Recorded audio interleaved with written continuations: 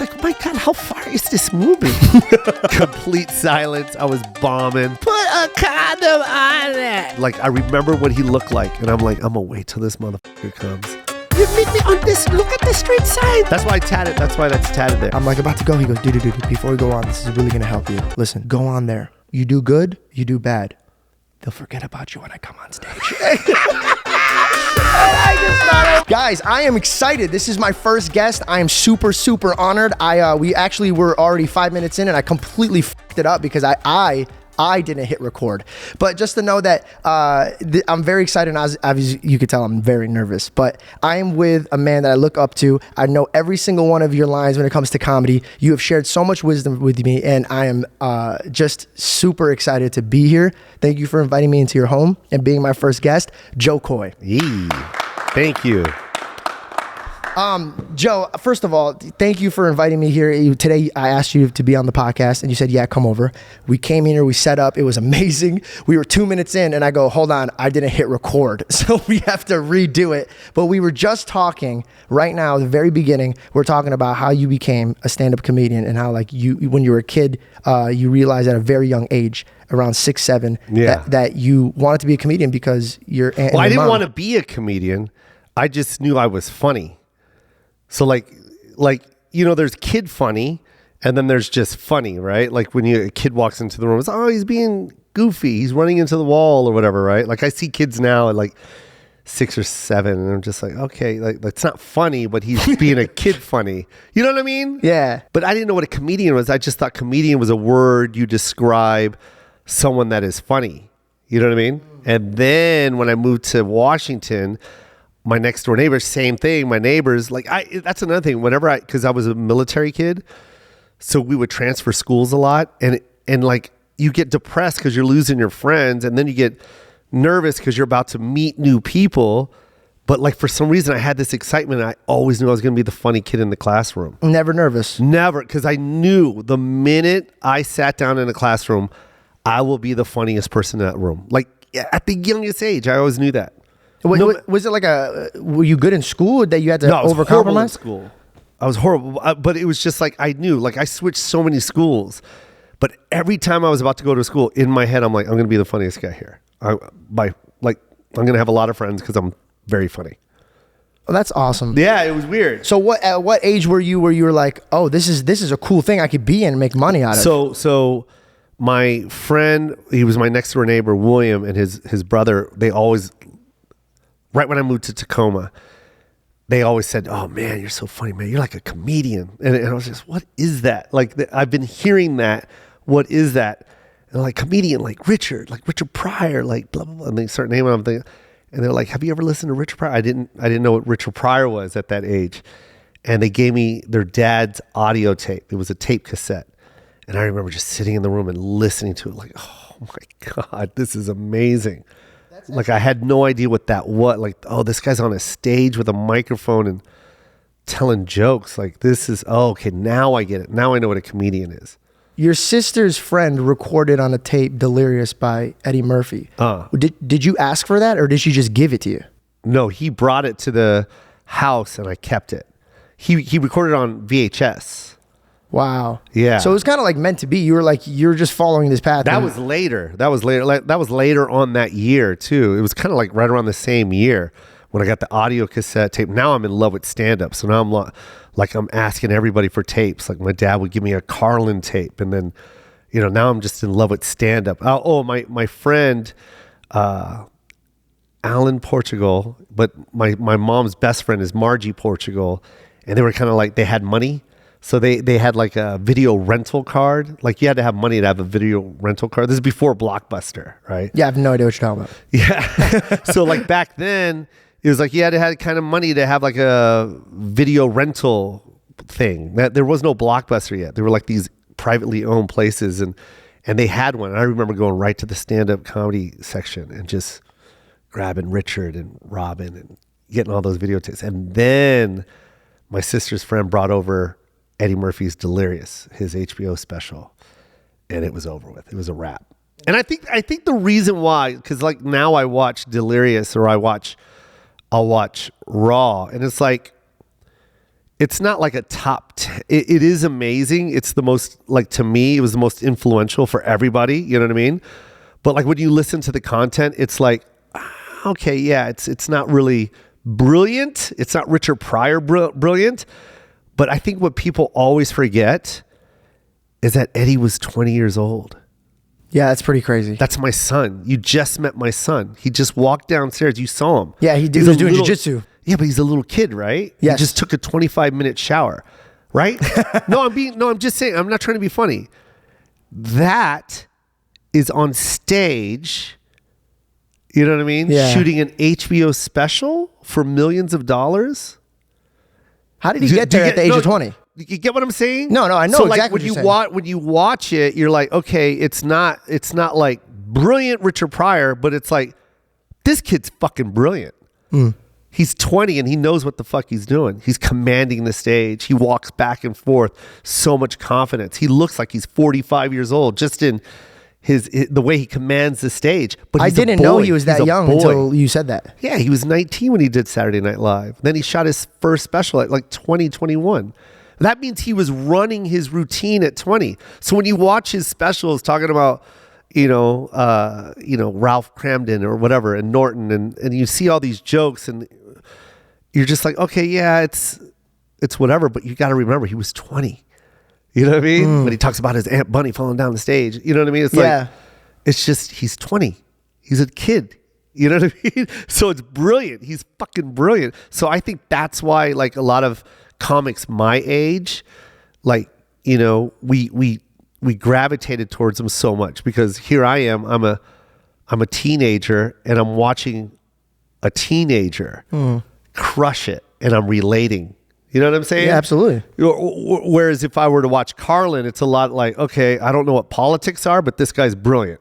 Yeah. You know what I mean? I'm 12. I don't know what the fuck you're talking about, but you're still brilliant. I'm laughing.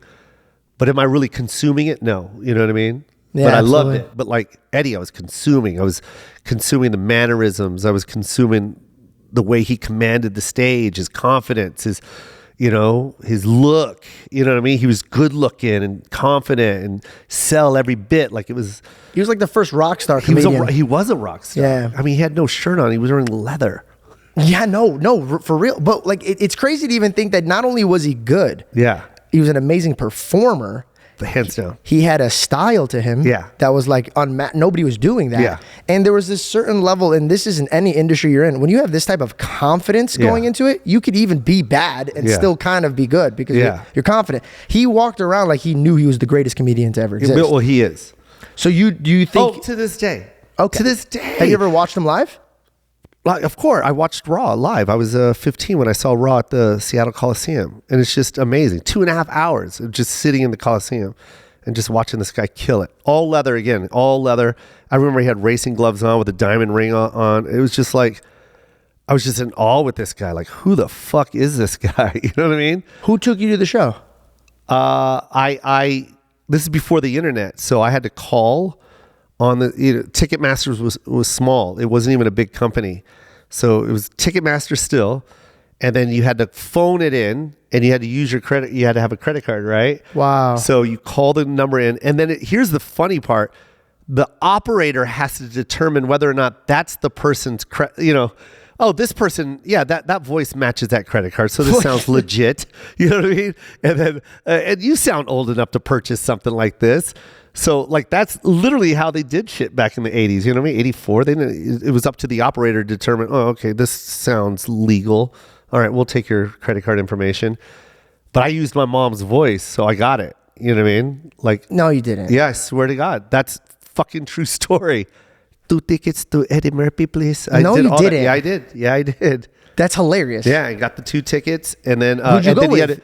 I brought my best friend. My mom drove us there. She had no idea she was driving. She didn't even know what a comedy show was. Did she know you were using her card?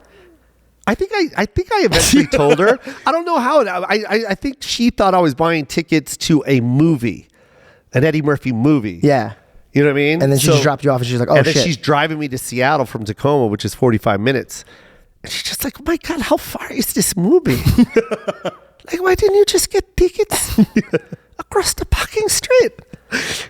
And I was like, no. And then she pulled up to the Coliseum, and then she was like, is this a concert? And she was so fucking mad because you got to remember, there's no Uber, there's no cell phones, right? Yeah. So back then, my mom was like, "Geez, I have to drive around." She had to drive her out for 2 hours. Yeah, she had to wait for us. And then she was like, "Just at the end of the show, come right here.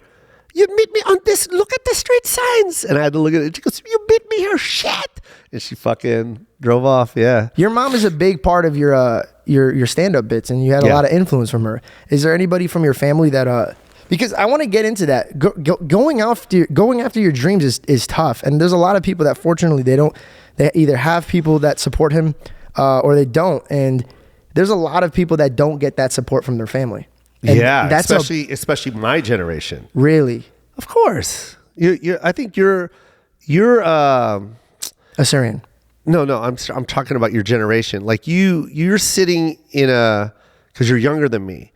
So they came a little later where it was like, I don't know how to say it, man. Like, I don't even know how to speak your lingo. You know what I mean? Like, you got to remember, like, color TV.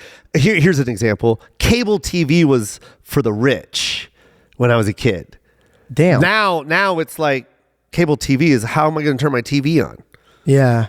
You know what I mean? Like my son is like, oh yeah, that's a TV and those are channels. But he doesn't understand that when I was his age, it's like, can we please get the premium channels, please? So, you know what I mean? So like what I'm trying to say is it's like your generation's different. It's like your parents have seen your generation become successful chasing their dreams. Not all, you know what I'm saying? But they know that there's an opportunity there. Mine, there was no internet. So you're talking about immigrants coming to this country because they're trying to escape, you know, the poverty and the no opportunity where they come from. So when we leave that, we don't want to have kids here that are trying to be that. We got away from that. So when you say you want to be a comedian, like you better get the fuck out of here with that shit. You know what I'm saying? So everybody in your family was like against it, or? Well, no, it's not against it. It's just, it doesn't make sense to them. Like, they just want they do it out of fear. They want you to be successful. Yeah. They didn't come to this country to have kids to be unsuccessful.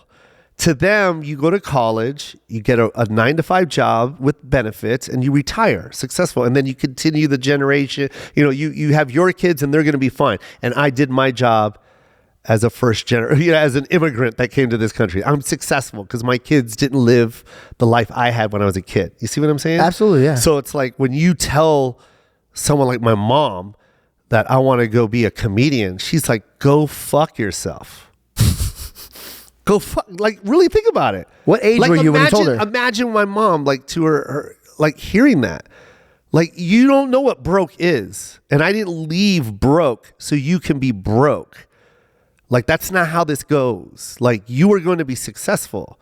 You're going to be a nurse. You're going to be a doctor. You're going to be, to us, that is our way of saying we are successful. Yeah. You know what I mean? They don't understand the chasing your dreams and all that and being broke and all that. That doesn't make sense to them. Well, chasing your dreams a risk. So they're just watching two double risks, right? They risk getting here, and then now you're like, okay, we won, we're here, we're doing well, and now you're like, we're putting it all back in. Yeah. So it might be even disrespectful at that point, from their point of view. Yeah, exactly. That's what I'm saying. Yeah. It's disrespectful. That's why I said, you know, she didn't say go fuck yourself. What I'm saying is that's her attitude. It's like, no. Like, yeah, no, I know what you mean. Yeah. Fuck you. Like, I didn't leave all of my family so that you can go have fun and a good time. I left family to do this for you. Now help me feed my family. You know what I mean? Yeah. That's what people don't understand about immigrants in this country. They just see an immigrant come to this country and they just go, okay, chill. You're successful. You made it. Now chill. But you don't understand that they left people for this opportunity. And when they get a paycheck, it's not going in their pocket. They got to feed people back home. Like morally, they would they can't just like, you know, just, oh, here's my paycheck and now I'm going to go buy clothes and I'm American now. Yay. No, that's not what they do. It's like they send that money home and they got to take care of people. There's a responsibility like that. Like that's what they're supposed to do. And there's people counting on them. So it's like when people see an immigrant, they just, yeah, okay, you're working and you got a paycheck. You're happy. Now stop fucking complaining. It's like, no, they got a paycheck and they're also putting like 5 people to school and they're paying and they're sending food and clothes back home because that's their responsibility. They'll never tell you that. Like my mom never told anybody that, but that's what she does. You know, that's what all of my aunts do. That's why when I did that movie and I show the Balakbayan box, right, which is in Balakbayan is like a gift box, right? And it's a scene in my movie where we're all filling it up. And yeah, I have to make it funny because we still got to try and make people laugh, right? But it's a real thing.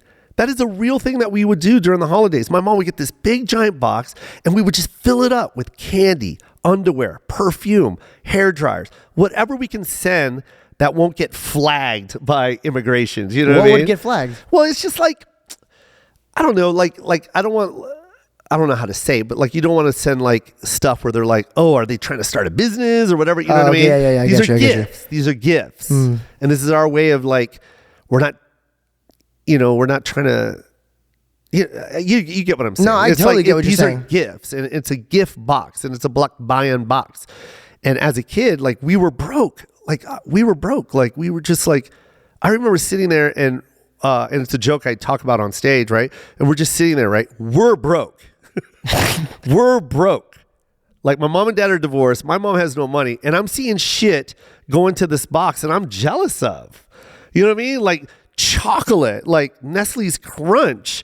And like to you or whatever, like an American would be like, what the fuck? Like big deal. It's like, no, because back home, that's everything. You know what I mean? To get a bag of Nestle's Crunch chocolate, like we laugh because we get it like it's nothing. But to them, it's like, oh my God.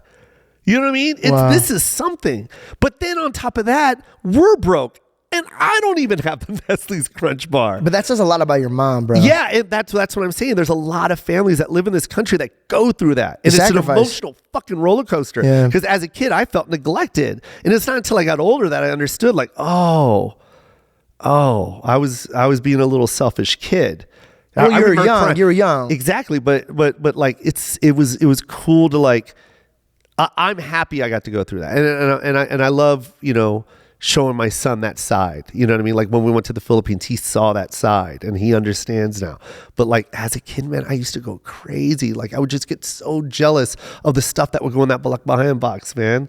I would. There's a scene in my movie. I know I keep saying my movie, but there's a scene in the movie where my sister grabs the chocolate and hides it. Right? Did you do that? Well, that was based on me. Like, you know what I mean? You stole from the donation box? But my mom would see it and she'd throw it back in and I would cry. You know what I mean? Yeah. But like we did that in the movie. And as it's like when you watch it, you'd be like, okay, I get it. But like that was a real thing. So like as long as I can hit that note and hopefully someone that's not, that's not Filipino or from an immigrant family, when they see that, they'll appreciate it. You know what I mean? And that's what I want from that scene. Like I want people to see that and just at least let it click in their brain, go, damn, they do that. And that's all I want. As long as you can say that and think about that, then you'll find more appreciation when you see like immigrants working in this country. That's awesome. Right? Yeah. Yeah. That's all that is. That's all I want to do. Well said. Yeah. And that's very beautiful. You painted out, because people, when they hear their parents are like not supportive, they don't know the levels that goes into this. It's not like, there's some people, sadly, that the parents are like, they just don't give a shit. Yeah. And that's sad. But then sadly, there's people like us, we're first generations, where it's going to be like, we have these type of backgrounds. So what is it, now that you have that obstacle, you didn't take no for an answer. Were you sneaking around? Were you trying to figure out how to be a stand-up? Did you admit to your parents? So I couldn't really tell my mom that I wanted to be a comedian. She knew I was funny and she knew I loved stand-up, dude. I could not stop watching stand-up. The greatest moment in my life is the day Comedy Central announced that they had a channel on basic cable. This is crazy to me that you were watching the beginning of this stuff. Yeah. And I remember when they announced Comedy Central and they had no original content. There was no South Park. There was none of that shit. No Daily Show. They literally would just take stand-up comedy and just play it. This video is sponsored by AG1. It's a new year and a new opportunity to start fresh. Accomplishing our goals all starts with building a healthy foundation, and that's why I partnered up with AG1 by Athletic Greens. AG1 is a comprehensive daily nutrition made powerfully simple. It is made up of 75 high-quality whole food sourced ingredients, carefully curated to nourish all of the body's symptoms holistically. Here's what you need to know. AG1 is a nutritional drink that tastes great and feels even better. Harvested from all around the world, AG1's ingredients shine in such a subtle, sweet taste with a note of pineapple and a hint of vanilla. AG1 combines 9 health products working all together as one, replacing your multivitamin, multi-minerals, pre- and probiotics, immunity support, and more. That means AG1 does more for your body and saves you time, money, and confusion compared to taking multi-unique products. When setting intentions, consistency is key, and with AG1 travel packs, they make it easy to stay committed to your intentions, where you are, and when you need it most. Click my link to get a 1-year supply of immune-supporting vitamin D3K2 and 5 travel packs free with your first purchase. You can't put a price tag on your health. And now I'm seeing, now it's not the headliners. Now it's the people I don't know. You know what I mean? Dennis Wolfberg and, you know, Brian Regan was just popping, but you know what I mean? But still you had to catch him. You know what I mean? You had to catch him on Comedy Central. He wasn't like big. Oh my God, I keep forgetting. It's like you either watch or you missed it. Yeah. That's exactly. See, to me, I'm not even used to that anymore. Yeah. So it's like Richard Jenny, like these guys were all just like coming up. You know what I mean? Yeah. So it's like I got to see that happen, and I was just, I could not stop watching stand up. So you don't have the internet. You don't have a way to self-promote. So now you have multiple obstacles, man. You need a place to work on your material. You need some type of guidance. Was there anybody who was like a Joe Coy to you? Because you brought me on stage. I didn't even. You saw and thought that I was funny, and you're like, "Hey, come open up for me." You literally opened up 10 years of my life of what it could have been, and you just gave me a shortcut. Which, by the way, thank you so much. Even though I wasn't even deserving of it, you gave it to me, and I appreciate it. But like, was there anybody who was your Joe Coy, or was there a door or an avenue that you took that you're like, "Yo, this is my opportunity. I need to take it"? There was one comic. His name was Jack, and he worked at the front desk with me, and he was like a seasoned middler. He was like a seasoned middle. He was a middle guy, you know what I mean? But what does that even mean, middle guy? He was never really a headline. He never headlined, but he opened for a lot of people, and he saw that I was already doing open mics and stuff, right? And he decided to like do a show on the Strip in downtown Las Vegas, and he rented out this bar, or the bar gave him a night, and he goes, "I'm going to put you up, so get your 5 minutes ready." And he put me up, and it was Geechee Guy, and I can't remember who else, but I remember Geechee Guy, and I was just like in awe because he was so good. You can look up Geechee Guy; he's still doing his thing. But like I remember opening for Geechee Guy, and him and Geechee walking up to me going, "Hey, you're really funny. Like, wow, how long you been doing this?" And I literally just maybe a couple years in, but a lot of open mic, a lot of like coffee house sets. It's like nothing like worthy of like that compliment. You know what I mean? Yeah. And when he said that, I was just like, that's when I was like, okay, I got this. I can do this. What age? Oh my God. I think I was 22 maybe. And support team from family yet, or like no. Wow. Yeah, not yet. I mean, I was like, when I did my sister was in this that's why I live in Vegas, because I have a lot of family in Vegas. That's why I bought a house in Vegas.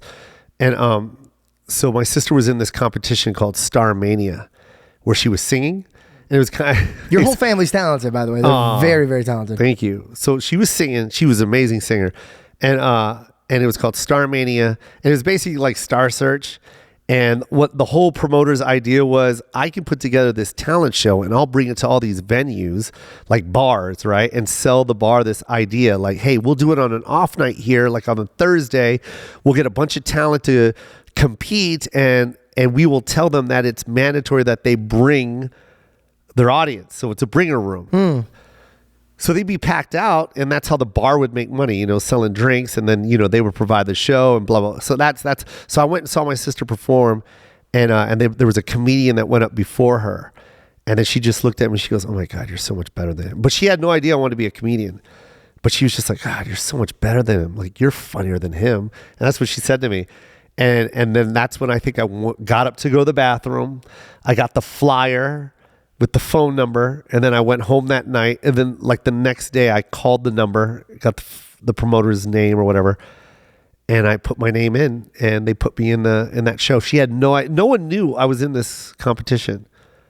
So then how did you bring your own audience? I didn't bring anybody. Oh shit, you just snuck in. I grew my mustache because I was 18.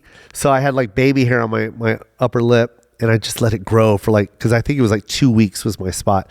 And I let it grow and then I used my mom's mascara and I colored it in. You know what I mean? And I was so nervous because it was a bar. It was on Eastern and Tropicana. The bar's still there. The bar's still intact. There's the stage is still there, everything. It's still the same layout. And I remember so nervous walking up to the door because I thought they were going to card me, and they didn't card me because I had a tie on and everything. Tried to look as old as possible, and then I went up that night. I remember I thought in my head because the routine that I wrote, I thought they were going to be like, you got to see this kid. He's amazing. You know what I mean? I thought it was going to be like that, one of those moments where they're like, you got to see this kid. He's amazing. He's crushing it. And they hold the phone up to the stage. Listen to the crowd. They're roaring. Yeah. None of that happened. Complete silence. I was bombing. Yeah, it was so bad. Did it hurt or was it like, this is normal? Oh, it was crushing me. My mouth dried up. And I was doing this condom joke, right? This condom joke at the beginning of the set. It just fell flat. It's just nothing. And I just kept going and going. I could not shut up because I was just bombing. You know, when you bomb so bad, you just don't want to shut up. You just like, just give me one chuckle and I'll say goodnight. Yeah. And I just kept going and going and going. And my tongue started sticking to the roof of my mouth. Oh my God. It was just my whole mouth just dry. And it was sticking to the roof of my mouth. And I literally, this is what I said. I go, hey, your mouth ever gets so dry that your tongue sticks to the roof of your mouth? And I was going to say something funny, right?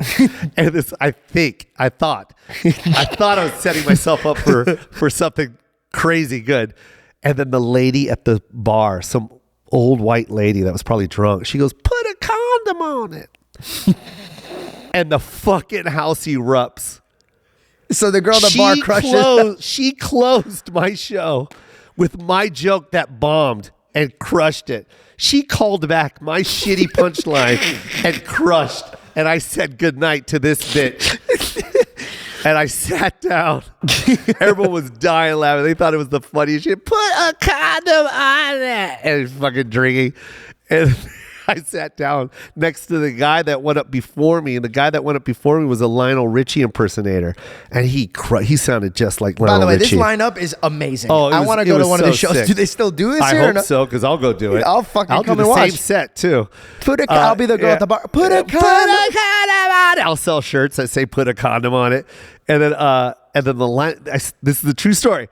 I sat next to the Lionel Richie impersonator. I wish this guy would just stumble on and catch a pod, because I've talked about this guy like a ton of times. Do you still know where he's at right now? No, I wish I did, because I wish he would just listen to it and be like, hey, that was me. Yeah, that was me. Because this is what he said to me, because I was like so depressed, man. Like I really wanted to quit. I was like, I don't have it. There's no way. No way. Yeah, man, it was bad. And a fake Lionel Richie. Yeah, but this is what he said to me. He goes, hey man. He goes, you may not have been funny tonight, but I'll say one thing. You got a lot of confidence on stage. He goes, you got a lot of stage presence. No, but I swear the opening to that line, hey man, you may not be funny. Hey, you weren't funny tonight. But I'll tell you this, you got a lot of stage presence. He goes, you look good on stage. And I go, what? And that's all I needed. Really? Oh, man. So he was your Joe Coy. Bro, when he said that, it was a wrap. I was like, I'll bomb all the time. Plus, I remember Eddie Murphy saying that he bombed like 9 times before he even got a chuckle. I remember an interview where he said that. He was like, I bombed all the time. And I remember I got one laugh, and I was like, ooh. And it wasn't even a big laugh. I remember him saying this. He was like, ha, ha, ha. Like just a ha, ha. But that's all he needed. You know what I mean? Yeah. And I'm like, oh, okay. All right, yeah. Okay. That's all I need. When did you feel like that you were starting to get hot? Like when you were like, oh shit, I'm catching some heat with this. I know I'm good at this. I was doing these coffee houses out here in Vegas, right by the school. And It was every Tuesday night. And literally, I would pack that bitch. Okay. Yeah, like people at my work would just be like, they would ask. They'd be like, hey, are you doing Buzzies? And I'm like, yeah. Okay, we're going to be there. Like it was a thing to come see me. Where did you work at the time when you were doing that? Oh my God. I was working at this place called Alexis Park. It was a hotel. I don't know if it's still there, but it's down by the old Hard Rock Casino. Okay. And yeah, so it's across the street from that. And that's where I was working front desk at that time. So that's when I started catching heat. I was like in my 20s, like 23 or so, 24. Damn. That should give a lot of inspiration to people in their 20s, because I feel like nowadays people in their 20s, they feel like they have to figure it out. And I think that 20s is, I just turned 30. Yes. And I think that, and I'll say this to anybody, now that I'm 30 and I'm older. Yeah. 30s is your years you got to figure your shit out. 30 is your best sorry, not years. 30s, 20s. 20s is the years you gotta, you just experiment. You get to have that opportunity. Yeah. And it's not like back in the day, our parents would get married like super young. Yeah. Like early 20s. Yeah. And now people are like, it's more casual to get married around 30s. Yeah. So I really pressure people like, yo, like don't rush. Like don't rush. Just experience it. And you gave me a lot of gave me a lot of advice about just being authentic. I think once you figure out your more authentic you, then that's your baseline and you could build off of that. Yeah. I think a lot of people go in trying to be or imitate. Yeah. Like that Lionel Richie guy. That's his shtick. But like there's a lot of comedians that will take bits and pieces from other people and try to redo it in their way. Yeah. And so yeah, like I took that advice and now I was just a little bit more authentic to me. Yeah. But so you catching heat. I want to talk about. I wasn't catching heat. It's just people knew I was funny. You know what I mean? Like people knew I was funny in town, and then so it wasn't like heat, but it was just like that's when I got my first paid gig at the MGM when I was doing this one nightclub. It was called Beach Nightclub on right across the street from the Hilton, where you stay, the Hilton. Oh wait, what is it called? That hotel that you always stay at, the big one. The West, the Elvis Weston? Presley room. Weston? Yeah. So that used to be called the Hilton. Really? And across the street is this nightclub. And before they let people come in to dance, this one lady, I forgot her name, but she used to do a comedy night upstairs by the pool table. And I would go up there and just, I'd crush. And she was dating this one guy that was the booker of the MGM. His name was Kevin Kearney. And I remember I walked off stage and he goes, I'm going to give you your first week. And I remember that was the best day. I thought it was over with. I remember when I called my dad when I went home, because it was like $100 a show and it was like 10 shows or something like that. So it was like $1,000 for the weekend. And you're making money now off of it. I was like, I'm rich and I'm at the MGM Grand playing at Catch a Rising Star, you know what I mean? And I remember Eddie Murphy was at Catch a Rising Star. So I'm like, oh, it's done. I'm in. So like I'm in. And I thought it was over with. I remember calling my dad. I'm like, Dad, I'm in. Like I'm at Catch a Rising Star. I can play any comedy club in the country. And I was like, that shit did not happen. None of that fucking happened. I think I played Catch a Rising Star like 3 times. And he gave me a bunch of 2-for-1 coupons, right? He gave me a stack of 2-for-1s. And he was just like, yeah, man, just hand this to your friends. And every headliner I would open for, he would hand me a stack of 2-for-1 coupons. I would hand them out to everybody. And then I started realizing that the crowds were the people I was handing 2-for-1 coupons to. And no one was there for the fucking headliner. So I was like, oh, well then why am I doing this for $100 a show when I can just rent a theater and just hand out a bunch of 2-for-1 tickets? No shit. You just immediately went into business mode? Right at the top. Yeah. So I went down the street to Charleston and Maryland Parkway, I can't remember, Charleston and Maryland Parkway. And there's an old theater from like the 50s called the Huntridge Theater. And this guy that owned it was renting it out. You can rent it out for anything. So I was like, oh, I'm gonna do a comedy night here. And I rented it. Was like $800, I think, to rent it out. It was like 800 seats. And you had to get $1 million insurance. I remember I had to get $1 million insurance. That was like $200 for that. So it was like $1,000. And then you know what I did? I would go around, because I had to pay the comics too, right? So I would go around and seek sponsorship. Right. So you were getting brand deals back in the day? I would literally walk up to businesses and like tell them, hey, I got this show, and can you sponsor? And literally that's how I would do it. So you would show them like, hey, I know I could gather this amount of people. Yeah, and then if you can, I'll produce a flyer. Or like one of my favorite things that I came up with was there was 800 tickets, right? And there was 800 tickets, and there was a guy that had an oil change place.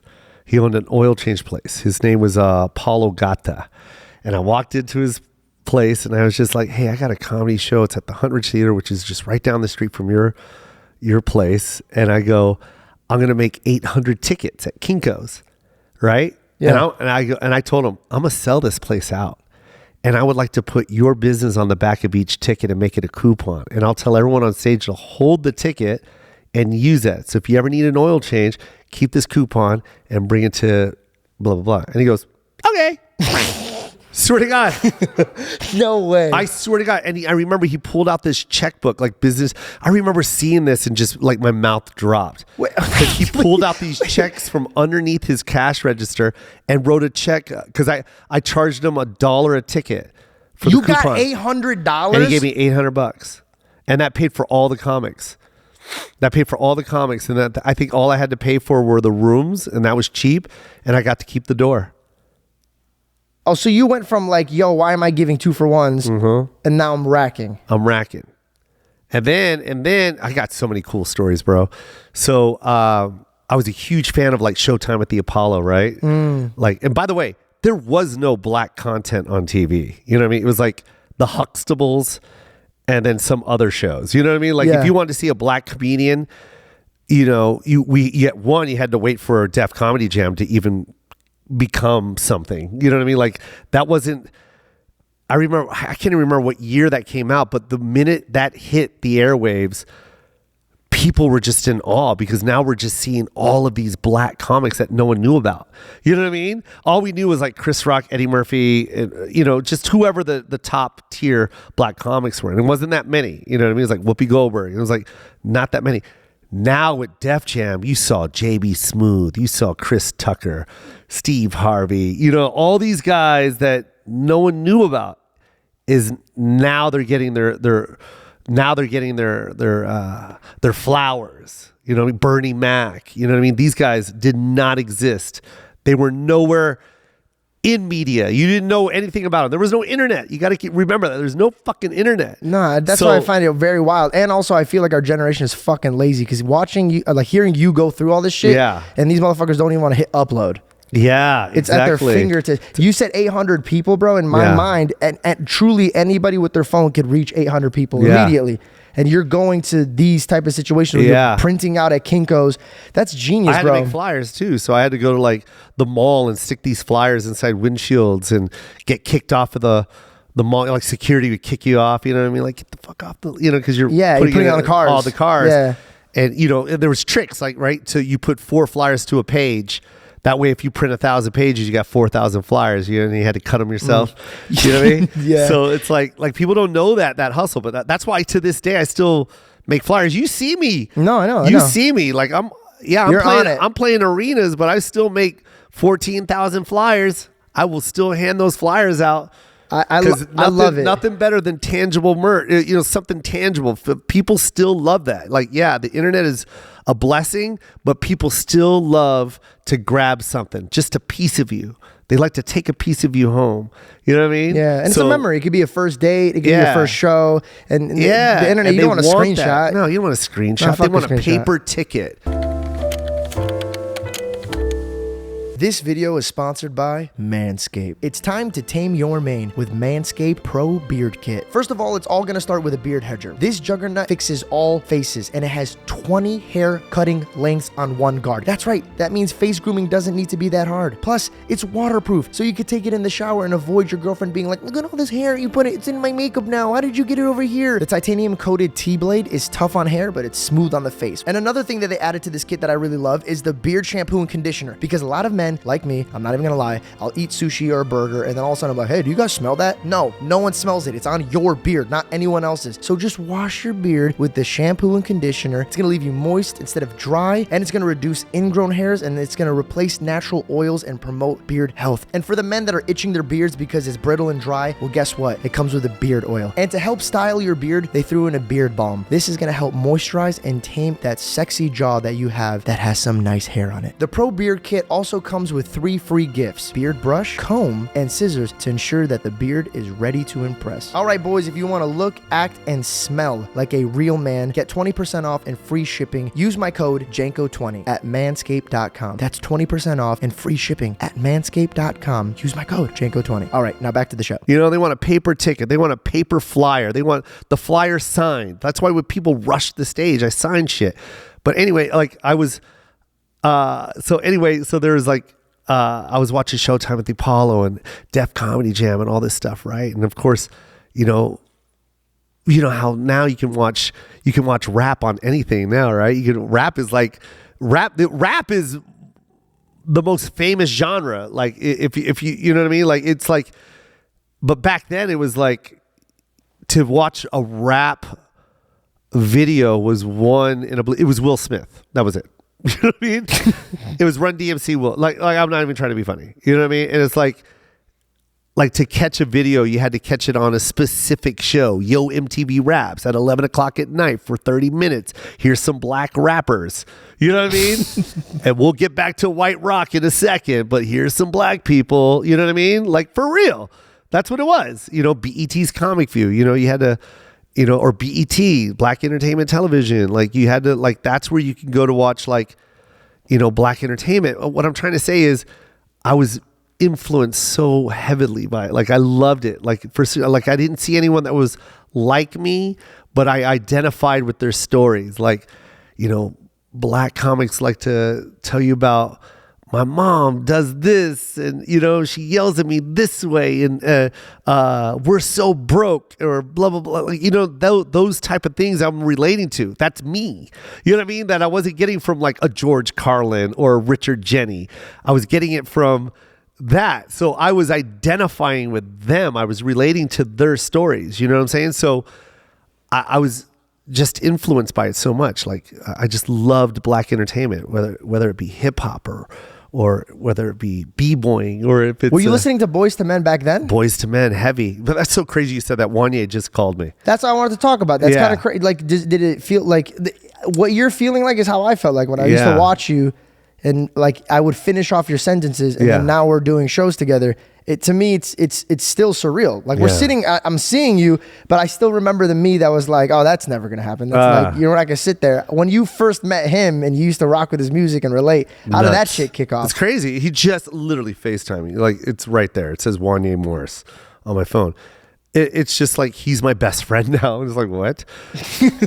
What are you talking about? Like during that time when I was, you know, doing these shows, renting out these theaters, it was like that was the music I was listening to. Yeah. You know, those that style that they were wearing, or just black owned businesses and like fashion. You know what I mean? Like Dada footwear. Like I was so into Dada footwear. Like back in the day when like Biggie Smalls would wear this tight fitted hat, and LL Cool J would wear this tight fitted hat, and that brand was called Dada footwear. I got to tell you this story. So it's like, so I was doing these shows and I was checking, I was working at Alexis Park, right? I was at the front desk, and this guy walks up to the counter, and he's checking in all these rooms, right? And as I'm checking in, I look under the company name and it says Dada Supreme. And I was like a huge Dada Supreme fan. Like, remember, there's no fucking internet. I have to always remind people of this. So if I saw a hat that a rapper is wearing, chances are you're not going to find it unless you live where that rapper lives, right? Yeah. They have the internet where you could just find it, right? Like, so, or go to a magazine, Vibe magazine, and you see it, right? And you try and look for a phone number and call that store. But so much hassle. It was crazy, right? Yeah. So this guy checks in and it's just like, wait a minute, what? And I'm talking, by the way, this is the beginning of black owned business, like fashion. Like this is when that urban fashion started coming. You know what I mean? Mecca, Dada, Echo, and you know what I mean? You still remember all the names. Rockaware. Yeah, all of them. They all just Sean John. Just this is the beginning of that. You know what I mean? So they're at this convention called the Magic Convention, Men's Apparel Convention. And, you know, and I'm from Vegas, so I know what this is all about. Like, I know that they come every year and I check them in. And it's a really huge show because, like, all these black celebrities are here. The best parties are during the Magic Convention. The booths are amazing because every booth has, like, a celebrity. Jay-Z's there, Sean John, Puffy's in there. You know, everyone's there. So it's like, this guy I'm checking in, it's like, this is the hat that I've been talking about. Like, I want this hat. And he's checking in. And it says Dada Supreme, and I just look at him. His name was, oh man, what was his name? Dwayne. His name was Dwayne. And I go, yo, man, how's it feel working for this guy? He's by the way, he's paying cash for every single room. It's like $700 a room, right? And he's got like 10 rooms, and he's checking in for each day. It's like $1,500 or something like that. He's dropping, and I'm like, yo, man, how's it feel working for Dada? And he's like, oh, it's dope, man. I love it, man. It's great. And I was like, dude, I love your hats, man. Like, I love that hat that Biggie wears and L wears. He goes, yeah. He's like, I'll tell my assistant to come down and bring you some hats. And now you got to remember the times, like seeing a successful black man at such a young age is like, it's new, you know what I mean? And it's like, this is fashion and this is all new. Like, you can't go to Macy's and buy Dada. Like, this is all fucking new shit that's happening, right? And I'm like, your assistant gonna bring me? Yeah, I'll have her bring you a whole bunch of stuff, hats and shirts and all that. I go, dude, thank you, man. I go, I forgot what I asked him, but I was like, dude, like, is it just like, you gotta love working for this company, right? And he goes, oh, no. I go, what do you do for Dada? And he goes, I own it. And I swear to God, my mouth dropped. I'm like, how old are you? He must have been in his 20s, right? Yeah. And he goes, yeah, I'm like 20, I think he said 28. He goes, me and my boy, we're working for Pan Am. That doesn't even exist anymore. It was an airline. He was a baggage handler, the guy that throws bags on a plane. And he goes, and we just drew a hat on a piece of paper.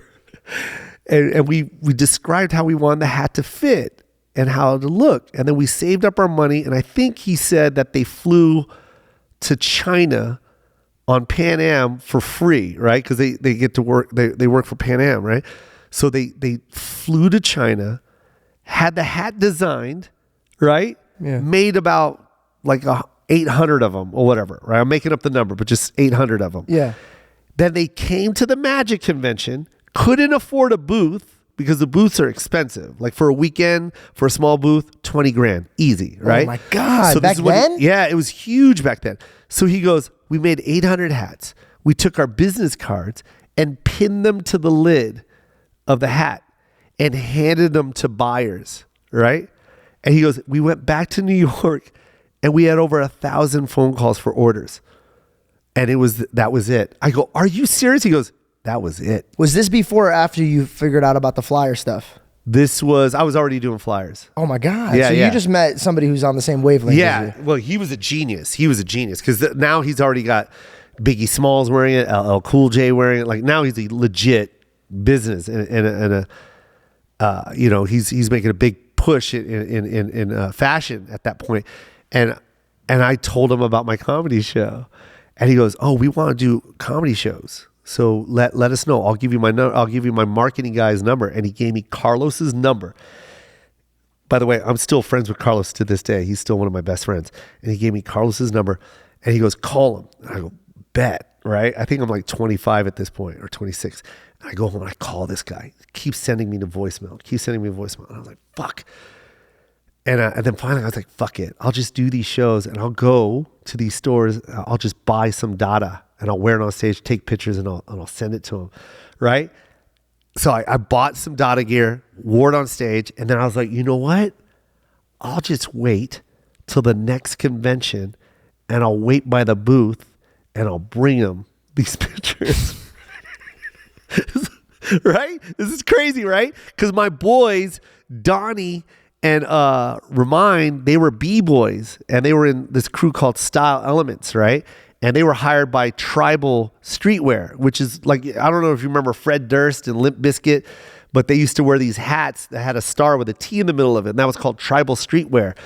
Well, my two roommates at the time were B-boys, and they would dance at the booths at the convention. It was a crazy time, bro. So they would dance at these booths, and I was like, I can see, because to get into these conventions were like thousands of dollars, right? But they would go in as artists, so they had artist lanyards, right? So they would go in, and then Donnie would come back out with 2 lanyards and put one around my neck every day, and that's how I would get into this convention. And I would literally just sit at the Dada booth. Just waiting. It just with memory, like I remember what he looked like, and I'm like, I'm gonna wait till this motherfucker comes. And I did it. I think the convention's like 5 days. What if he was dodging you though? Like No. Well, he wasn't dodging me. Carlos never picked up the phone. Oh, okay. Dwayne had no idea that I was going to do this. Got it. But I was going to wait for him. And I literally, every day I waited for him. I remember I would go to the bathroom and be so mad that I had to go to the bathroom because I'm like, he probably fucking came and left already. You know what I mean? And then like, I think it was the 3rd day or the 4th day, whatever. And I was just standing there, and now here he comes. He walks in and he's sitting down, and I'm like, without even hesitating, man, I walked right up to him. And I think he was in a fucking meeting. I think he was in a buyer's meeting at that point, right? And I literally just tapped him on the shoulder. I go, hey, Dwayne, I don't know if you remember me, man. I was that guy that checked you in. He was like, oh, yeah, I remember the comedian. I go, man, I just want you to know I tried calling Carlos. He must have been busy. I never got a hold of him. But I just want you to know I went and bought some gear and wore it on stage. I took some pictures, and I just want you to know, like, I'm repping your shit hard, man. And I just want to give you some pictures. It's like, man, fuck that, man. Carlos! And Carlos popped up from behind the counter. He goes, get over here. And he calls him over. He's like, yo, this that dude I told you about, that comedian, man. Like, let's do something with him, man. He's a good kid, man. Let's do something. And Carlos like, I'm sorry, man. We've been busy. He goes, give me a call next week. Come into the office in LA and let's get this worked out. Did that call go through? That call went through. Okay. That call went through. And I remember he told me to put a price sheet together. I didn't even know what a price sheet was. Yeah, what is a price sheet now? I don't know. Like just how much the cost of a show would be if I were to produce it. And the Huntridge Theater. Got it. And that was $800, and then the $1 million insurance, and then room and flights and food. And I came out, and I remember me and my boy Ariston, Remind, he had like this iMac, and he was really good at it, dude. He put all these pictures together and shit. And we came up with a budget of $5,000. And I was like, dude, that's too much. They ain't going to give us $5,000. There's no fucking way. He goes, all right, let's redo it. And I think we got it down to like 4,000 or whatever. And I go, let's do it. And I drove to LA. I had a broken taillight. And I drove to LA, no money, man. And I drove to LA, 2nd Avenue, the Garment District, pulled into this building, a flat. And this is my first time seeing just black successful people.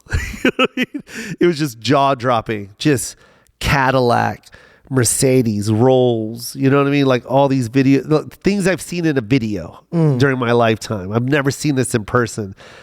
And now I'm like about to walk into like this arena, like this is, I don't even know what this is. I'm about to meet a millionaire right now that owns a business and ask him for money.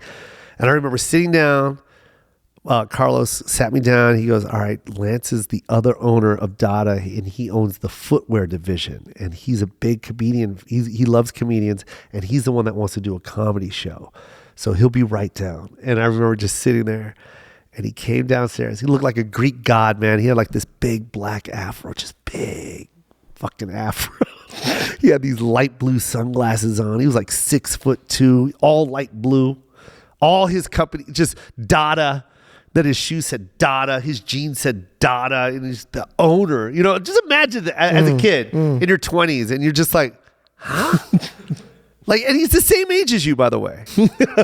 And you came with a broken light. And this guy's clothing is on my favorite rapper's body. Like, yeah. You know what I mean? Like, if you could just like, what? Like, Biggie Smalls, where's your shit? Like, Snoop Dogg's wearing your shit. Eminem's wearing your shit. And I'm just like, he's like, yo, what's up? I was like, what's up? He's like, yo, I love your work, man. You funny, man. I seen you on BET's Comic View. I'm like, oh, thank you. And I gave him my thing. He goes, let me see it. And he went, all right, cool. I'm like, fuck, I could have asked for $5,000. No. And from that day, he was just so sweet, man. He was just so nice. And he gave me his company card. And we went on producing like shows left and right. That's with Dada. awesome. Yeah. And black owned company, by the way. Legit. Like you hear black owned and you find out like they're not really black owned. This was a black owned company. His wife was black. He was black. The accountant was black. The whole marketing team was black. The grassroots fly, you know what I mean? Those cats, the street team, black. Everything was black, and it was just like the most amazing experience I've ever had. They were sending UPS trucks with like 200 pairs of like Dada to my mom's house. My mom was wearing Dada footwear. My mom was wearing Dada shirts. My stepdad was wearing Dada t-shirts, and it was so cool, man. That's why I tatted. That's why that's tatted there. That's Dada right here. I tatted them on my arm. That's awesome. Yeah, that's really cool. Big part of my career. They believed in. When I did Showtime at the Apollo and I won. If you ever watch it on YouTube, like I did the Apollo, right?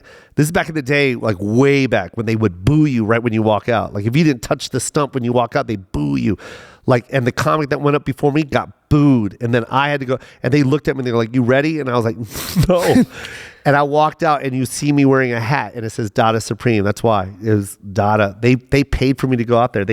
When they found out I was doing Showtime with the Apollo, Lance paid for my flight and my hotel room and everything. Now you really wanted it, bro. From passing out flyers to waiting, calling, waiting a whole year to meet somebody, tapping them, driving. Like it's definitely, you definitely earned it. It definitely was something that you wanted, and you went to go grab it. Yeah. And you still, till this day, deal with that. Yeah. Can we talk about the Netflix thing or no? Yeah, we can talk about it. We're good. That is an amazing story. Till this day. So this is, I want to take I want people to pin this in their head. Yeah. Because I think what happens is when people have a lot of success, or sorry, when they think they get to success, that it's going to get easier. Yeah. But it doesn't. No. It gets harder. And it's also harder for other people. Like I think people should also understand that too. It's like, it's hard for all of us, but it's also just a little bit harder for other, like, specific people. You know what I mean? Yes, of course. There's a demographic that has to deal with certain things that you don't see. And do you feel like you dealt with that a lot? Oh, my whole career. You know what I mean? And that's fine. I don't care. You know what I mean? We're moving forward. You know what I mean? And you're putting them on your back a lot, bro. One of your passion projects, you went to the Philippines. Yeah. And that was a very, very special project. And I had to do that. I had to. They wanted me to do an hour special, and I was just like, you guys, I have to go to the Philippines. But before we get to them asking them, because before they got excited and were like, we want more. Yeah. Again, I want to recap this. A lot of people think that when you get successful, you get the money, you get the fame, you get the audience. Yeah. Okay, that's it. Now it's just on cruise control. Absolutely fucking not. One, people want to kill the king. That's the one thing that people don't even realize. People want to replace you now. People want to put obstacles in your way. Yeah. And some of them are respectful. And I'm finding this actually intriguing. Your mother wasn't against you in an evil way. She was against you in a loving way. Yeah. She wanted you to succeed. Netflix wasn't against you in an evil way. Yeah. It was a strictly business move. They're like, business move. Hey, we don't feel like Joe Coy is good for our platform right now. Not good for it, but they just didn't think that there was an audience. So can we talk about this? Because this gives me goosebumps, and I would love for you to dive into this. Well, I didn't understand because I was killing the road game, right? Like I was killing. Could you the road paint game. that picture? Like, what is your sales look like? What does your year look like? So okay, so like if you look at a promoter, like if you get a promoter to book you in a venue, right? If you read the fine print, it says do not perform within 100 miles radius of this venue 3 months prior, or even sometimes 6 months prior to 12 months prior, right? So depending on who the artist is, but like it's a long, if you're going to perform in Las Vegas, right? They don't want you to come back here for like a year and a half. To the arena, to this place you were performing, they or don't your want neighbors? they don't want you performing anywhere within 100 miles Why? radius. It's just so that the promoter can tap 100 miles worth of people and reach out to them. To them, they think 100 miles is not too far to travel for someone to watch a show. So that's the promoter's mentality, right? So especially when you play the improvs, right? So when you play the improvs, they're like, okay, if you're going to play Brea, don't play Irvine for at least 18 months, right? Because it's too close. They're too close. They're literally like 30 minutes away from each other. Which is crazy to think. I know it's normal to you, but like to me, it's like, fuck no. Yeah. That seems crazy as an artist. Yeah. You're like, no, you don't want to do that. I'm trying to do this, but okay, so go on. So yeah, because a normal weekend at the Irvine Improv, the maximum amount of seats at the Irvine Improv is 550 a show, right? Mm-hmm. And if you squeeze some extra tables, you get like 575, right? So we'll just round up to 600. And if you do 5 shows, that's 3,000 tickets in a weekend, right? Yeah. So you don't want to play Brea because you got to already try and sell 3,000 seats in Irvine, right? Yeah. So you don't want to like tap into that market. You want to try and hurry up and try and get as many here. And then 12 months later, all right, it's been long enough. I'll play Irvine now and try and get some people from Brea. You know what I mean? And get them to come. You never want to play Brea on, December and then December 15th and then play Irvine December 20th. You're killing yourself. Yeah, it's too close. It's too close. So I was playing Irvine for 2 weeks, right? Doing like 12 shows, all sold out, right? At 550 a show, right? 550 seats. So whatever that is, whatever 12 shows is, like, let's just round up 8,000 tickets, right? Yeah. And then literally play Irvine the following week, right? Or whatever and play like 12 shows there, sold out. And then play Ontario, which is 20 minutes away from there or 30 minutes from there, and play 14 shows there, all sold out. So not only are you established, but I'm breaking records. Like I'm killing it. Like so you're taking it to the next level. So that must have hurt. But also on top of that, there's people that had specials that were opening up for you. Yeah, there were comics that I was taking on the road that were also getting specials, and I'm just like, that doesn't make sense. Like, wait a minute, hold on. Not only am I like breaking these records, you know what I mean, but the guys I'm taking on the road are getting a deal. Like, what? That doesn't make sense. And in no way was I hating. Like, that's another thing. Like, when you go through that shit, when you hate, it'll get worse, right? So it's like nothing good's gonna come out of you hating. Nothing good's if you hate. Yeah. So, and I was proud of them. I was generally proud of these guys that were getting these specials. I would even tweet it out. You know what I mean? Tell people to watch it. You know, in my head, I'm like, mine will come. And then so Netflix makes this announcement that they're going to make original specials instead of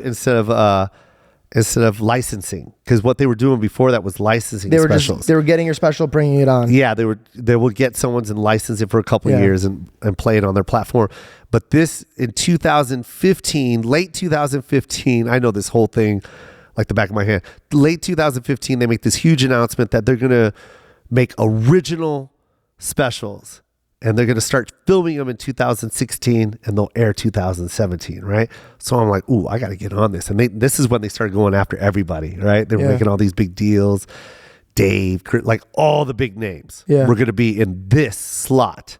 This is the first time they're ever going to have our specials, and they're going to produce it, and we're going after these people. And it was everybody, right? Yeah. And so I'm like, oh, they're going to ask me.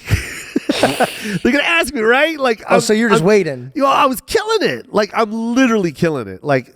And by the way, he's being very humble. If you look behind me, he has awards all over the place. And if you go to these stand-up clubs, they have his name in gold plaques because no one's touching your ticket sales. So it's not like you're like almost over exaggerating. You are genuinely breaking records. Yeah. So it was crazy, and so I didn't understand. I'm like, wait, and I kept calling my manager. I'm like, have they even called or anything? And it's like nothing, no call, no nothing.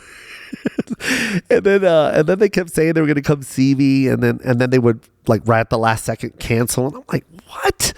I remember I was at the Irvine Improv and I was getting so excited. They were like, okay, we'll come and see the set, and I'm like, all right, sweet. And then right at the last second, they cancel. I'm like, and you still had to perform. yeah, I still had to perform, but then I was just like, dude, if they would have just saw what I did and just see these numbers and see the demographic, like see this audience, it's not one demo in here. It's everybody is in here. Yeah. You know what I mean? If they could just see it. And man, they would not come out. And then finally we just get the phone call and they said, we're going to go ahead and pass on Joe. Our whole lineup is already booked for the year. So the 2017 roster is done. We got everybody that we want. We're going to start shooting in 2016 and we every slot is full. And I was like, what the fuck? I was like, all right. I was heartbroken. I felt like I wanted to quit comedy. No way. Yeah. Like literally, I was just like, I think I'm going to take a break. I'm 45.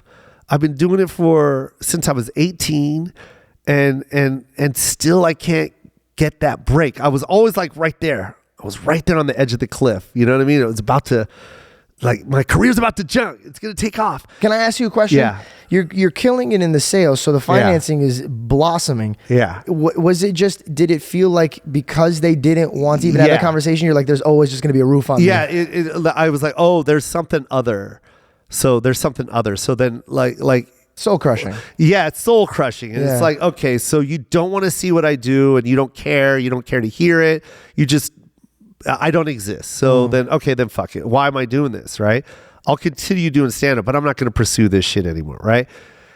And then that's when my manager, Joe, was like, fuck it, let's just shoot it ourselves. And I was just like, man, why do we got to shoot it? You know what I mean? Why do we got to shoot it with no guarantee? Like they already said that the roster is full for 2017, and they even said we'll look at you 2018. Mind you, it's still 2015. It's like December 2015. You know what I mean? Yeah. And now they're talking about seeing me in 2018 for 2019. I'm like, bro, I'm gonna be 50 by then. Like, no. And also, it's like kind of disrespectful at that point. Like, you have to, in your mind, you're like, I have to bite one now. Like, I have to do something that I know I don't need to prove myself. I've already proved myself. Yeah. I was just like, exactly what you're saying. But and that's when I was just like, come on, like this can't be happening. And my manager's like, you know what? Let's just shoot it ourselves. We got the money. Let's do it. And I remember I was mad about that. But then I was like, all right, let's go. And I had to find a director. So now I'm watching all these specials and just watching them for the direction, the look. And then they presented who I love the most, Shannon and Michelle. And I just remember saying, yeah, I'd love for them to come see me if they can. And they came and saw me, right?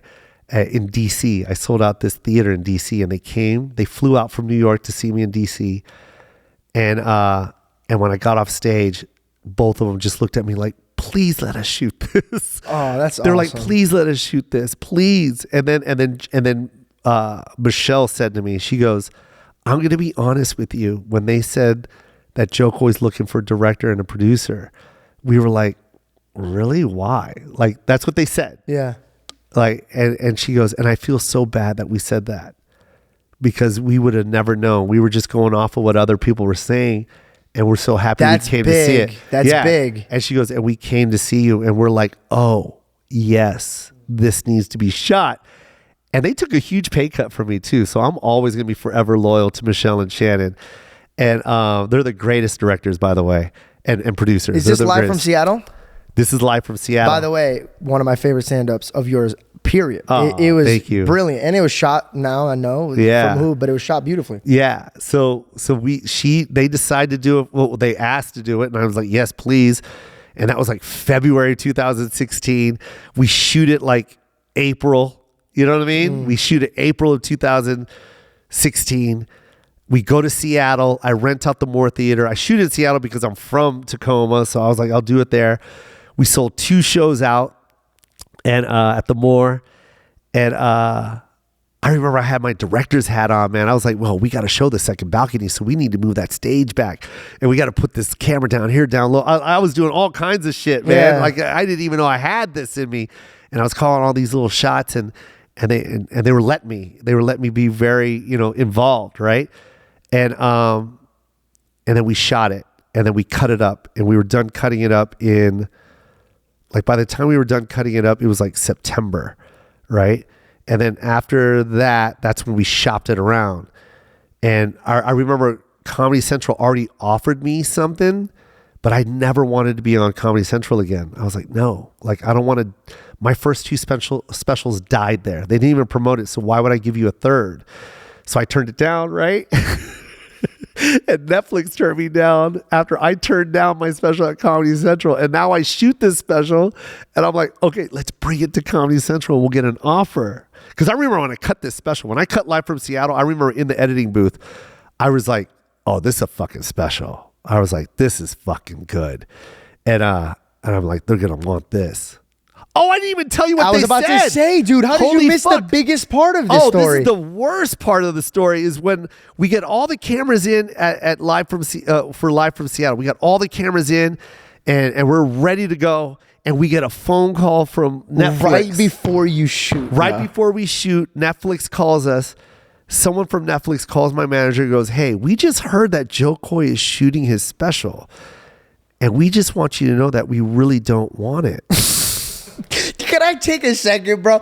Not only did they say no, that we're not going to come see you, but you had like that balls to be like, nah, they don't fucking know what I'm bringing. I'm going to shoot that shit. Putting your blood, sweat, and tears, your own financing. Ton of money, my own money. Your own money. You're scouting your own directors. You're even helping with the direction. You're doing all this stuff. You got this. You have your baby boy with you. He's upstairs in the green room. You have this. I'm just painting a picture because I genuinely was blown the fuck away. And also, I want to let you know, deep down in my heart, I swear to God, bro. Yeah. Ever since you told me this part, I was like, I'm going to deal with all the shit, because that hurdle is like, I don't know what it would do to me if I did all of this, because finances is a big thing in people's hearts. So spending your money is your life, right? Yeah. Then you're putting your name on your reputation. Yeah. You're sacrificing everything right before you get the fuck on stage. Hey, we just want to remind you, no. Yeah. They legit said that. That's fucking crazy. And no disrespect. Like, I appreciate that. They just wanted to be like free and clear. That's right? a beautiful story on both accounts. Yeah. And they were by just the way, like, cool hey, for look. Netflix. Yeah. They were like, hey, look, we heard you're shooting it.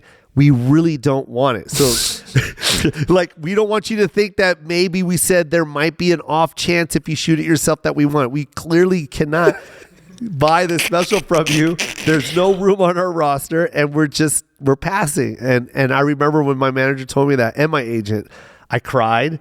And I was just like, this is so fucked up. You cried before you went on stage? Bro. People were getting dressed on dates to go see this funny guy make them laugh, but he's in the back crying. Yeah, because I have all my money invested, all of it.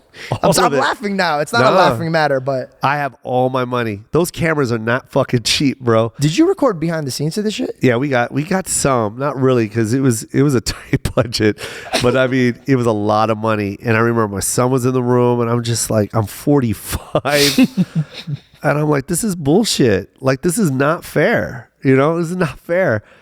And the first show didn't go too well. I was in my head a lot. And then I went upstairs, and then my manager and my agent was just like, hey, man, treat this like every fucking club you crush. Yeah. Have fun. Don't worry about what Netflix said.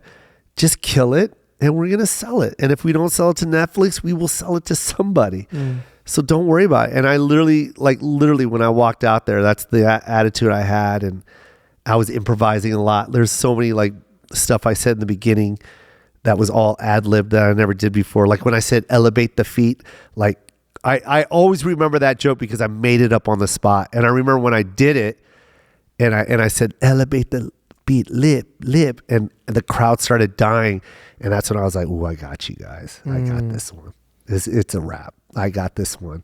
So I knew I was in that zone. You crush it. You're in the room. You're cutting it up. I cut it up. You're watching it back, and you're feeling like this is great. It's fucking amazing. Was there a part of you that's like, I don't even want to turn this into them, or you like, oh no, I'm still gonna turn this in? I was like, if they see this, they're gonna buy it. That's exactly what I said. When they see this, they're gonna fucking buy it. There's no way you could say no to this special. There's no way. It has everything you want. You know what I mean? Everything you want in this special, it's there. My feelings, my emotions. It's the culture, it's the everything. culture, everything. It's everything. Topical. It's whatever you want is in this fucking. Was that thing. one of your favorite specials you've done? It's my favorite. Yeah, it's my favorite. I just didn't want to say anything because I don't know how to say that in front of an artist. Yeah, it's my favorite. I've watched it maybe 10 times. If you guys haven't watched Live from Seattle, it's one of the greatest stand-up bits or specials I've ever watched. Thank you. So please, like, fast forward us to the point where you send it. So now, remember, Comedy Central asked me if I wanted a special. I turned it down because all I could think about was Netflix. Why was that? It's just because you just didn't want to. Because they shelved my first two. They shelved my first two. Oh. So, and those were great. I thought Don't Make 'Em Angry was amazing, and I thought Lights Out was fucking brilliant. You know what I mean? And they didn't give it anything. Like, are they out now? Well, yeah, they're on Amazon, but they blow up. Just be posting these bits now, and now you can see if you guys would have just played this goddamn special. Look at this. But anyway, that's in the past. But I didn't want to shelve another special. You know what I mean? And give them the rights to it. So I wanted this on Netflix. So we turned down their offer for my third special. And then we were like, all right, let's just show Comedy Central this special and see what they say. So we give them the special, and then right away, the minute they got the special, they just called us and went, no, we already offered Joe, and he said no, so we're good. And just hung up. We were like, oh, fuck, man. I'm sorry. I'm sorry. Hello? I'm sorry. I'm sorry. It was a bad decision. I'm sorry. Hello? I put all my money into this. Can you just give me my money back?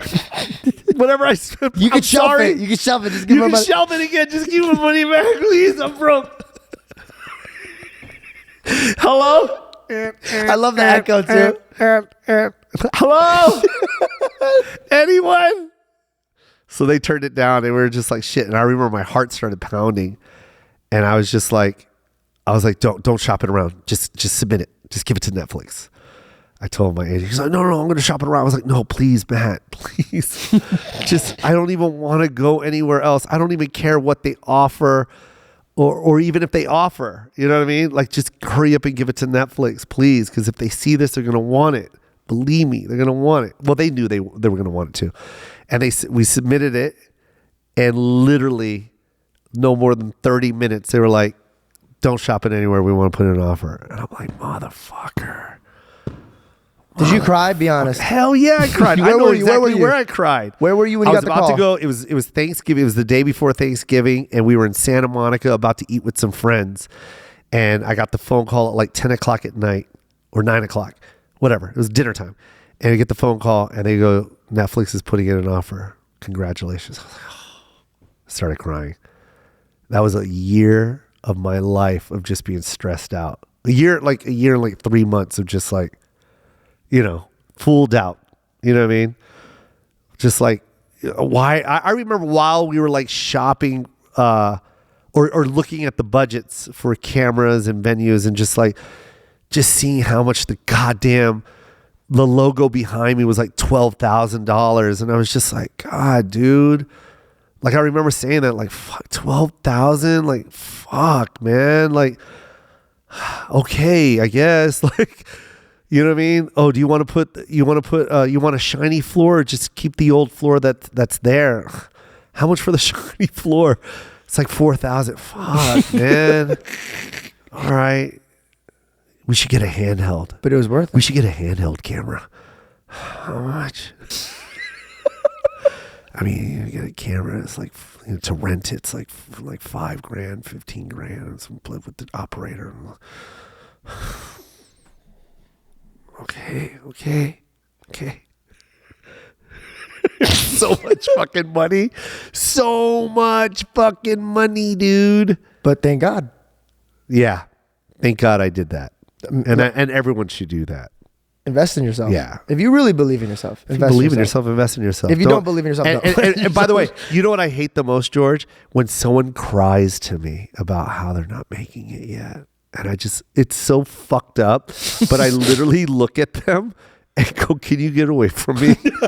I can't I've made it. Get No, away. no, no, no, no, no. I'm No, just kidding. not that. Ew. Get No, away. no, no, Get no, your no, non-buying special off the fucking couch. Get No, out. no, you're getting what I'm saying wrong. No, I'm fucking with you. I know what you're saying. No, please don't tell me how hard anything is.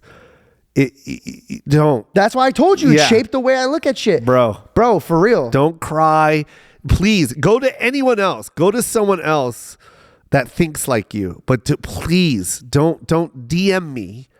Don't text me. Don't walk up to me telling me how hard it is. And it's just blah, blah, blah. It's like, it's only Figure it out. Figure it out, bro. Because Figure it out. it is hard. No, it's figure it hard out. for all of us, bro. Yeah. But Nobody gave you that shit, bro. no one gave me it, and no one will give it to you. Well, And if they do, you gave it to me. no, but you're still trying to do it. Yeah, of course. I'm not gonna. You're still doing it, and that's what I love about you. Your passion. Like I know. Okay, so when you reached out to me, it's like I see a drive, right? Like I know. It's like okay, you're a different person. No, I'm there. You know? If you want it, I'm there. Yeah, Like today, I exactly. got in the car, immediately went to the airport, That's bought what I tickets love, for bro. everybody. I was like, yo, we're doing it right now. That's and what the I one love. thing I said to you, I said, I will not waste your fucking time. Yeah. Even though that my shit broke twice. Yeah. Hey, listen, but you know what? I feel like the obstacles are always going to make it a little bit sweeter at the end, because Yeah. if you just get it, you don't Yeah. appreciate it. Like, okay, let's talk about these two things behind me. Like, cause like, by the way, I was like, Joe, this is a little much, bro. This is Oh like, really? This is Asshole, good. you're the one that did it. I was like, Joe, you're in your house. You got to put your awards, and he's just sliding. He goes, shut the fuck up, shut up. Yeah. I'm just put these kidding. here, man. I put it there because I'm very proud of my friend here. I want to talk about this one right behind me, so my Yeah. neck doesn't hurt. That one was amazing. That one was amazing, bro. Which is now 4 each now. That's when it was 2 each. So that's 2 at the Chase Center. Yeah. That's when I first did the Chase Center. I sold the Chase Center out in like less than an hour, I think. Was this your first stadium? That's when we did Chase Center in, where the Golden State Warriors play. I watched you here. You did? No, I watched you at the Forum. The Forum. Yeah. The Forum was ridiculous. I was gonna play Staples, right? Staples wanted me, but the Forum wanted me too. And I was like, they were like, just come and see what we're all about. And I went. When did you figure out you could do stadiums? Arenas, when Live from Seattle dropped, like I was already selling out, right? I Yeah. was selling out, but there was this different kind of sellout when Live from Seattle dropped. It was like, hey, I'm playing Connecticut, and it was Sold. literally. Yeah. And it was literally like that. It was Dude, I was opening up for you, and all of a sudden I see my friends and family walking in, and I Yeah. go, motherfucker, bro. I told my mom not to tell anybody, bro. I was fucking heated. I was like, bro, Yeah. I don't want to fucking perform my first time in front of my family and friends. Yeah. None of them knew I was performing. oh, you're kidding me. Not one of them. Remember, we took pictures and everything. Swear. Not one of them knew I was performing. No way. I swear. No, they saw you on the podcast. Yeah. And they got really excited, and they just watched Live from Seattle, and they're like, "Oh, he's coming to Arizona." So they literally were just became And they fans had and no bought idea tickets. that you were there. No idea. That's and you know how nuts. cool that was to walk on stage and watching them go like, The fuck? "Joe, why are you?" No, they're not Filipino. No, that'd be weird if they're Filipino. Oh, Judge. Not cavemen either. No. No, but it was really special because I opened up for you in my hometown, Arizona. Yep. That was I really remember. cool, bro. Yeah, it Can I was ask you fun. something? What makes you? Because like you earned this shit, right? Like you fucking crawled your way to the fucking top. Yeah. What makes you? And I'm not respectfully not gonna bring up the other people that you've helped out, because I don't know if you mention it or anything. But people like me, for example, what makes it like, yeah, let me help you get there? Because a lot of people that had to like really fucking claw their way to the top and get the no's from family members, Netflix, everybody's like, nah. They kind of have like this bitter sensation of like, no, I don't want to fucking help you, bro. Go fucking crawl out of the mud yourself. Yeah, I don't know what that is. There's a lot of them. I don't get it. But why is it that you don't be like that? Because there's enough for everyone. Okay. Like, you know what I mean? Like, Everybody could eat. It's not going to take away from your plate. No, there's so much food for everybody to eat. This is the biggest buffet. It really is. I always say this. Let's just say there's 9 billion people, right? Yeah. Right. There's 9 billion people. You can put all 9 billion people inside. Texas. No, the Colorado Rockies. And guess what? Everyone gets to be on top of a mountain. Wow. Their own mountain. Their own mountain. And in this business, everyone thinks, oh, I'm the king of the hill. This is my mountain. I don't want no one else to be up here. And they keep pushing everybody down. Keep pushing it. But people just keep climbing up. And then eventually everyone that you keep pushing down, someone gets up. Right? You know, when you were doing this, I felt like it takes more, I swear, while watching that this, takes more energy than doing this. or doing this. Yeah. Or, hey, Yeah. you get what I'm saying? Yes. I don't know why people don't understand that. You can fucking this is way easier. And also, Less not effort. for nothing. This shit, you got to think about this. Wait, where's he at? oh shit. Okay, let's shit on him real quick and make sure he can't do anything there. Oh wait. Let's talk shit about him. Like now, you're all the energy that you could be spending on yourself, you're spending on this person. And everyone thinks that when they shit on people, that it's gonna like ruin their like. Oh, I'm gonna talk shit about this person on the. I got this radio interview. I'll be on the Woody Show. Right? Woody Show plays in like, I don't know, 20 markets, right? Syndicated, millions of people listening, right? And I'm going to go on there and promote me, Joe Coy, right? But instead, I know that there's this one comic that's trying to perform at this one spot. So I'm going to go on the Woody Show and just talk shit about this one comic, right? That's what these guys do, right? They go on the Woody Show for an hour. Just that whole hour, this is all they talk about. They say the other guy's name. They're promoting Steve this, Steve that. Steve sucks. Steve's a piece of shit. Man, go check out Steve. Go to YouTube right now. Check out Steve. Seriously. You think Steve's a piece of shit? Look at Steve right now. Go to YouTube, steve.com. Go see. Fucking 1 hour, you just told 2 million people about Steve. That whole hour, you didn't say anything about Joe. And that's what negative energy is. You think you're doing something and you're not. You're just promoting. You thought you were going to end his career, but you promoted his career. Yeah. And guess who they don't know about? The guy talking about Steve. You just went on the air for an hour and talked about Steve, and everyone driving to work is going, oh. And they'll go too. What's his 100%. Instagram? What's his at Steve? And guess what? Some of them are going to be like, kind of like this guy. Even if 20% stays, that's a new 20% audience that he never had. Yeah, but guess what they're not looking at? You. Because you didn't even talk about you. Yeah. So go ahead and keep talking about me.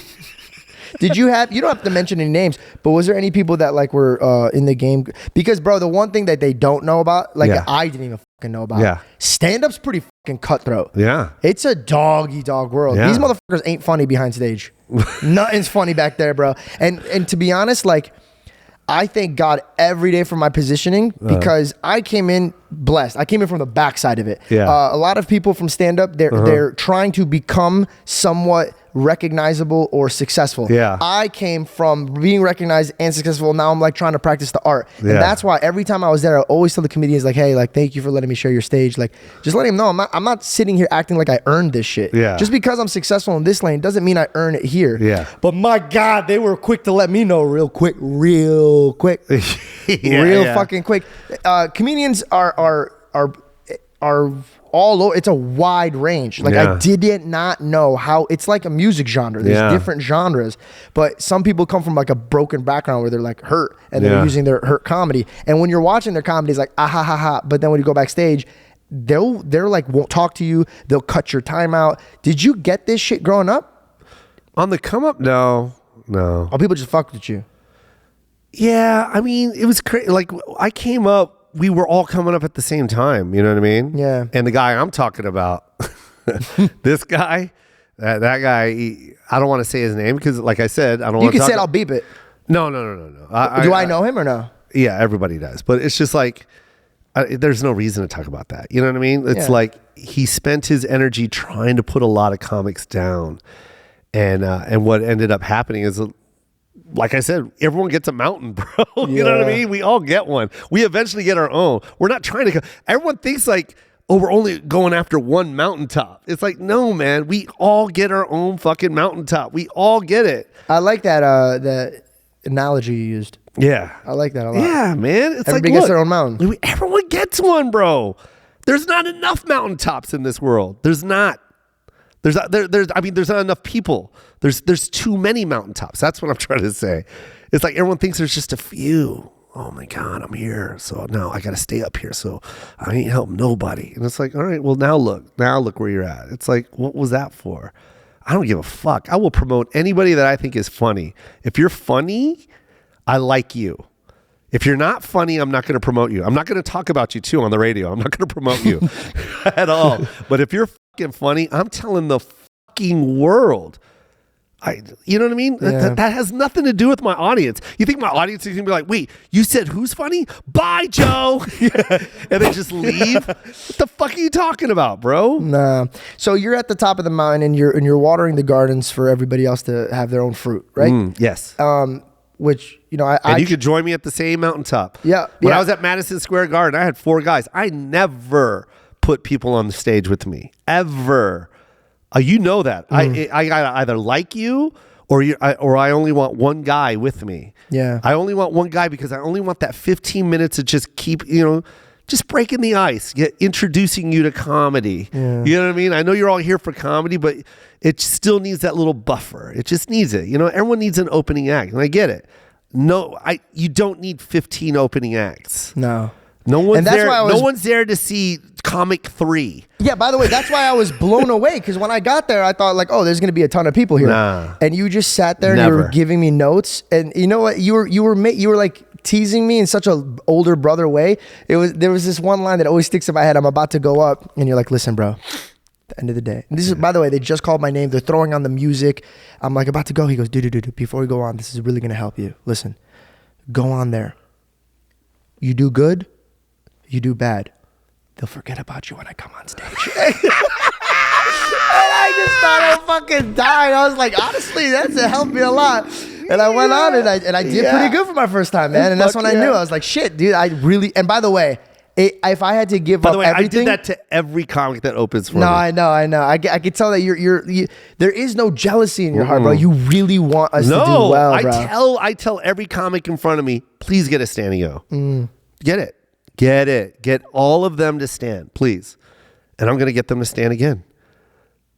Oh, I want to talk about one thing because I just recently learned about this. We were in Vegas. We're in Vegas. You asked me to come and do a theater. Yeah.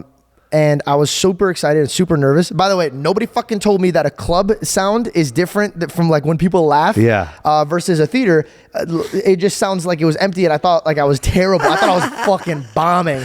But I was like, fuck it, I'll just send it. And then that's when I met Enrique. Yeah. And then I went backstage and I met Tiffany Haddish with you. And it was like, bro, that was a very special moment for me because I'll tell you why.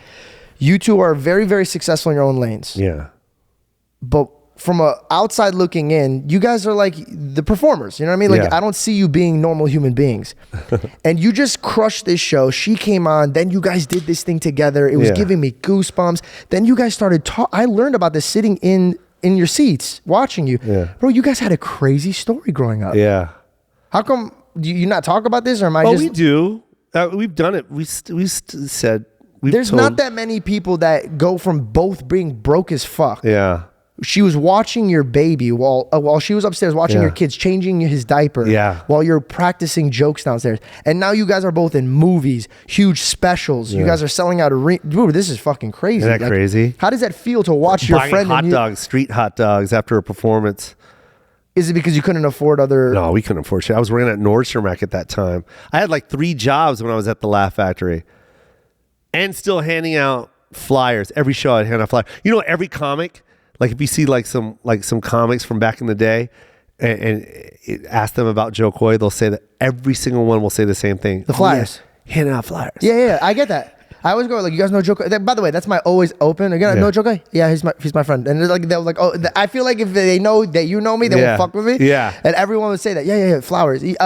Flyers. And then Yep. Dane Cook did like links, like MySpace shit or something like that. Yeah. So those are your 2 like, but you guys are self-promoting. Yeah. Dude, that's really crazy. Thank you so much for sitting in your house with me, bro. And I again, bro, I really do apologize for the technical difficulties. No, I love it. I love you so much, man. I love you more. And I pray that not only you get more fruitful, but your bloodline is like endlessly fruitful. Your children, like your son, your sisters, they're the most sweetest, most down to earth, most loving. You could tell who somebody is with the people around them. And I swear to you, bro, when I look at you guys, I see my family. Like I would literally drop anything ever to be there for you guys. You're unbelievable. I love you. Thank you for being my first guest. Thank you for being my mentor. Thank you for being a good person that people could look up to and be like, you don't have to be a piece of shit when you're on top.